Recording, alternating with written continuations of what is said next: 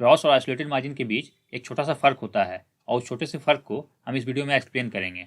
दोनों के बीच के फ़र्क को समझने से पहले आपको लिक्विडेशन समझना होगा। लिक्विडेशन तब होता है जब आपके किसी पोजीशन का मार्जिन मेंटेनेंस मार्जिन लेवल से नीचे आता है। चलिए लिक्विडेशन को एक उदाहरण से समझते हैं।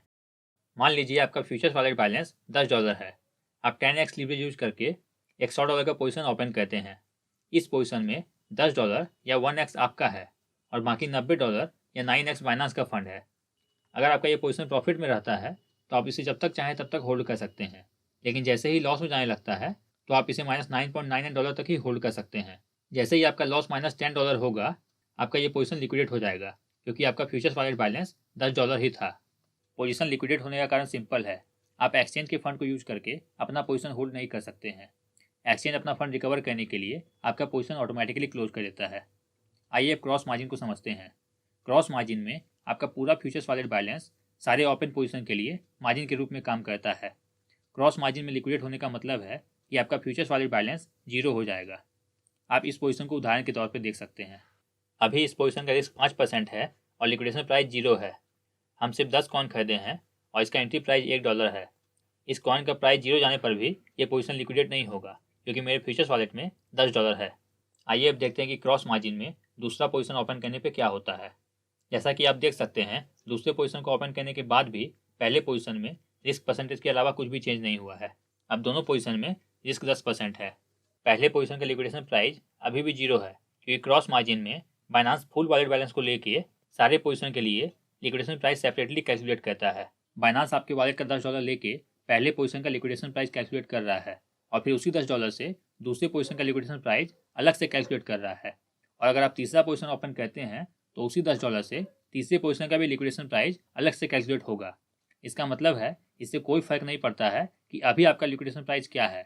अगर आपका टोटल लॉस -$10 होता है तो आपका सारा पोजीशन लिक्विडेट हो जाएगा।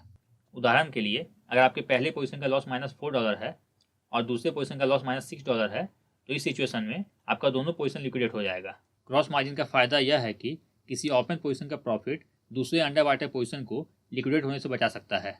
उदाहरण के लिए, अगर आपके पहले पोजीशन का प्रॉफिट $10 है और दूसरे पोजीशन का लॉस -$12 है, तो इस सिचुएशन में कोई भी पोजीशन लिक्विडेट नहीं होगा, क्योंकि दोनों पोजीशन का अनरियलाइज्ड लॉस -$2 है और आपका टोटल बैलेंस $10 है।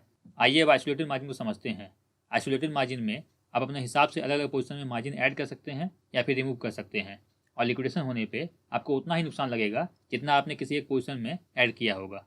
उदाहरण के लिए आप इस पोजीशन को देख सकते हैं। जैसा कि आप देख सकते हैं, इस पोजीशन का एंट्री प्राइस 10 सेंट्स है और लिक्विडेशन प्राइस 9 सेंट्स है, जो कि एंट्री प्राइस से सिर्फ 10% दूर है।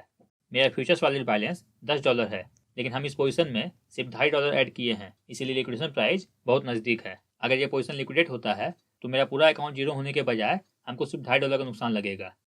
आइए अब देखते हैं कि दूसरा पोजीशन ओपन करने पे क्या होता है। जैसा कि आप देख सकते हैं, इस बार लीवरेज 25x है, रिस्क परसेंटेज बहुत ज़्यादा है और लिक्विडेशन प्राइस भी बहुत क्लोज है, लेकिन इस पोजीशन से मेरे बाकी पोजीशंस पे कोई असर नहीं पड़ेगा। आइसोलेटेड मार्जिन में सारा पोजीशन एक दूसरे से अलग होता है, इसीलिए आप दोनों पोजीशन में अलग रिस्क परसेंटेज देख पा रहे हैं। अगर मेरा दूसरा पोजीशन लिक्विडेट होता है तो हमको सिर्फ $1 का नुकसान लगेगा और मेरे बाकी पोजीशन पे कोई असर नहीं पड़ेगा। अब आपको दोनों मार्जिन के बीच का फर्क समझ में आ गया होगा।